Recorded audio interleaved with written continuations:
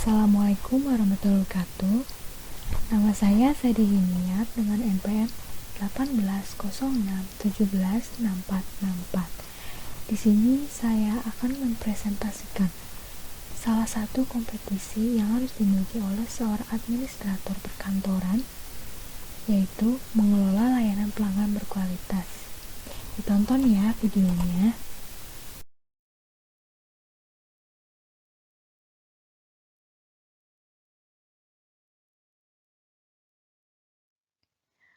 Pertama-tama yang harus saya jelaskan adalah jenis-jenis pelanggan.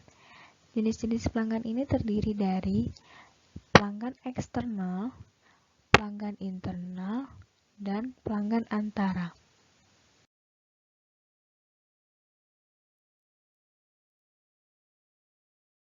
Jenis pelanggan yang bisa saya jelaskan pertama ini adalah pelanggan eksternal. Pelanggan eksternal ini merupakan pelanggan yang paling umum, yaitu kelompok atau individu yang berada di luar perusahaan yang menerima produk. Bisa juga disebut masyarakat umum yang menerima produk atau jasa dari perusahaan. Kemudian ada hal yang perlu diperhatikan dalam melayani jenis pelanggan ini. Yang pertama, adanya kesesuaian dengan kebutuhan produk atau jasa. Yang kedua, adanya kualitas produk atau jasa yang baik. Yang ketiga, harganya yang kompetitif. Yang keempat, pengiriman yang tepat waktu dan pelayanan yang prima.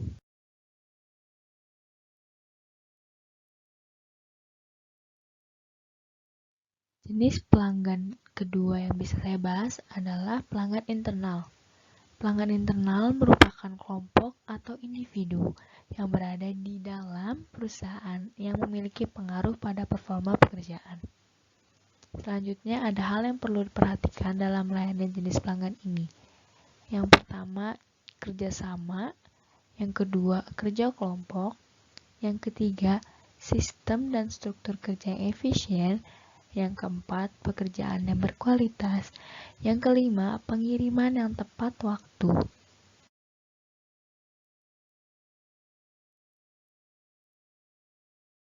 Kemudian ada pelanggan antara. Pelanggan antara itu apa sih? Pelanggan antara merupakan kelompok atau individu yang bertindak sebagai perantara produk, akan tetapi bukan sebagai pemakai akhir dari produk perusahaan. Bisa dilihat dari gambar, kalau pelanggan antara ini adalah distributor seperti minimarket, supermarket, atau agen-agen atau warung-warung kecil lainnya. Kemudian saya akan bahas tipe-tipe pelanggan beserta cara terbaik dalam melayaninya. Yang pertama adalah pelanggan yang pemarah. Cara menghadapinya gimana sih?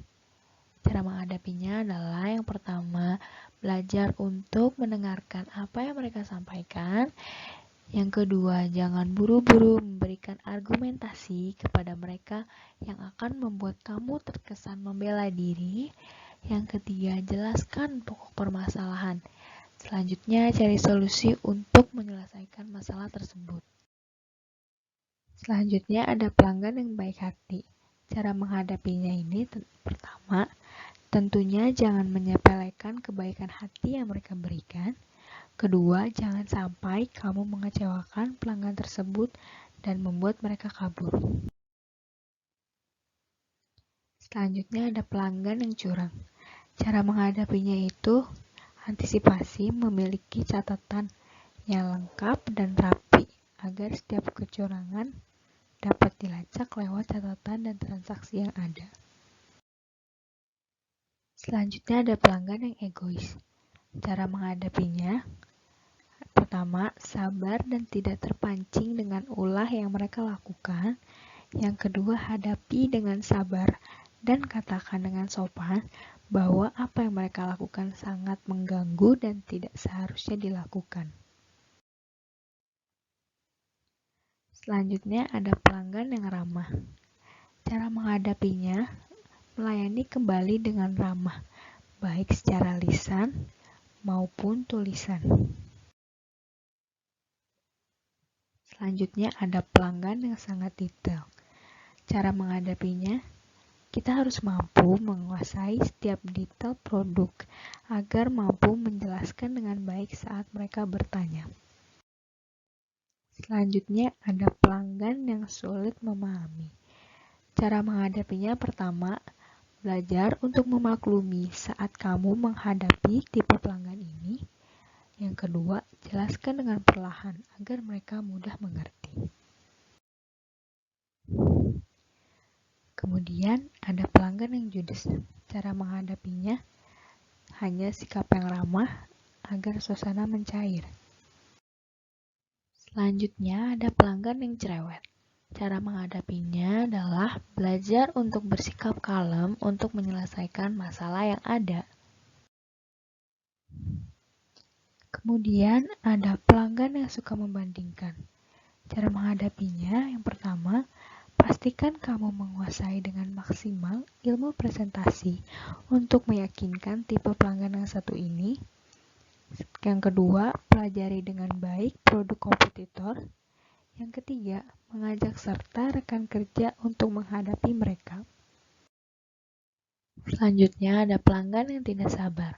Cara menghadapinya yang pertama, menjelaskan dengan baik kepada mereka estimasi waktu pembuatan dan pengiriman. Lalu biarkan mereka menentukan apakah mereka jadi untuk membeli produk atau jasa yang kita tawarkan. Selanjutnya ada pelanggan yang hemat. Cara menghadapinya yang pertama, persiapkan data dan perhitungan produk secara lengkap.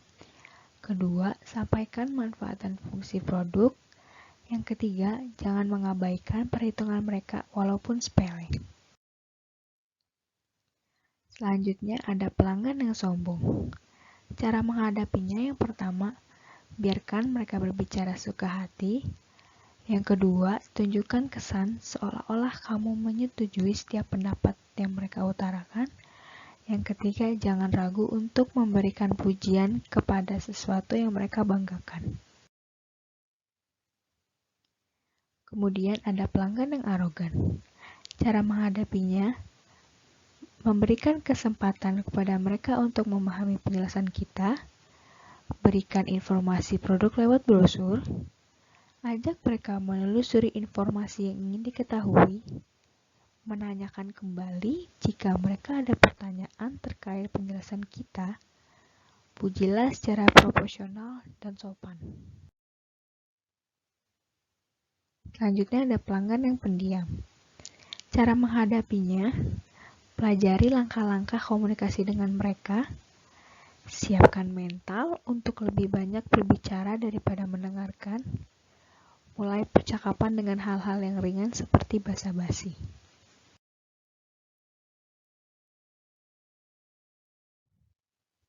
Kemudian yang harus saya jelaskan adalah prinsip dasar membangun pelayanan berkualitas. Yang pertama, karyawan berkualitas. Caranya, berikan pelatihan dan motivasi untuk melahirkan karyawan berkualitas. Yang kedua, sarana dan prasarana yang lengkap. Contoh sarananya ini bisa komputer, wifi dengan kecepatan internet yang baik, perangkat telepon. Contoh prasarananya ini bisa ruang tunggu tamu dan ruang customer service. Yang ketiga, bertanggung jawab dari awal hingga akhir. Memberikan pelayanan sepenuhnya kepada pelanggan tanpa mengabaikannya sedikit pun, dan tetap berusaha memberikan perhatian penuh kepadanya dalam mengatasi keluhan dari awal sampai akhir. Yang keempat, melayani cepat dan tepat, yaitu memberikan pelayanan sesuai dengan keinginan pelanggan dengan waktu yang singkat. Yang kelima, komunikasi efektif, yaitu mampu menjawab pertanyaan-pertanyaan pelanggan dengan baik dan ramah, menjawab keluhan pelanggan, dan melakukan komunikasi transaksi yang sedang dilakukan dengan tepat. Yang keenam, wawasan dan pengetahuan produk. Tujuannya agar mampu menjawab pertanyaan dan keluhan setiap pelanggan.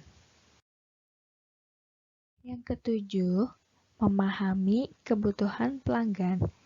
Ketulusan dalam memahami dan melayani kebutuhan pelanggan tentu akan memberi nilai lebih terhadap citra organisasi atau perusahaan.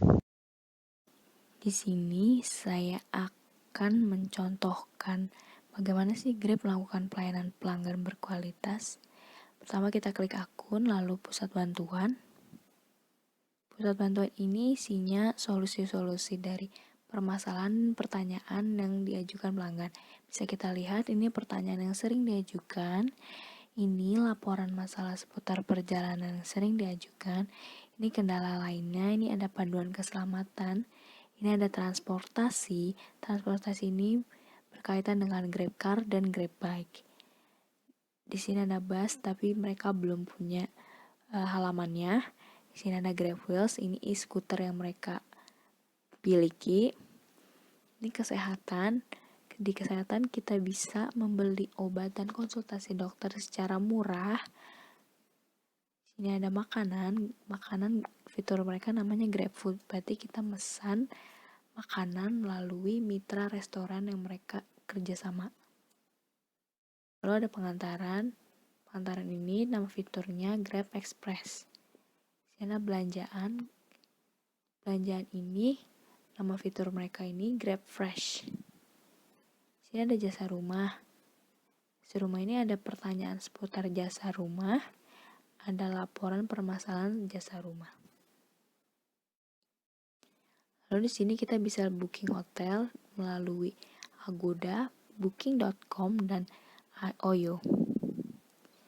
Lalu di sini kita bisa booking tiket. Mereka hanya melayani tiket bioskop dan acara tertentu seperti konser. Sini ada streaming video, pembelian streaming video gitu bisa melalui Hook. Ini ada OVO dan pembayaran. OVO ini dompet elektronik yang mereka gunakan saat pelanggan harus membayar jasa yang mereka tawarkan. Ada bisa OVO, bisa link aja, bisa menggunakan kredit debit, bisa transfer dana, dan mereka juga memastikan dompet non tunai pelanggan ini aman. Sini ada pembayaran pulsa dan token listrik, bisa isi ulang pulsa dan paket data prabayar, bisa isi token listrik atau PLN prabayar. Ini ada tagihan. Tagihan ini berisi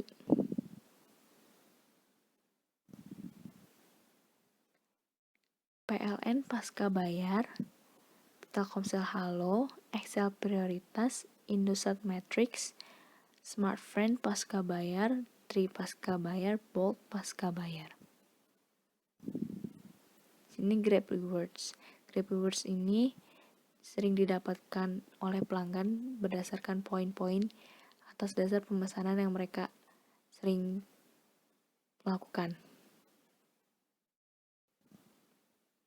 Ini ada paket langganan.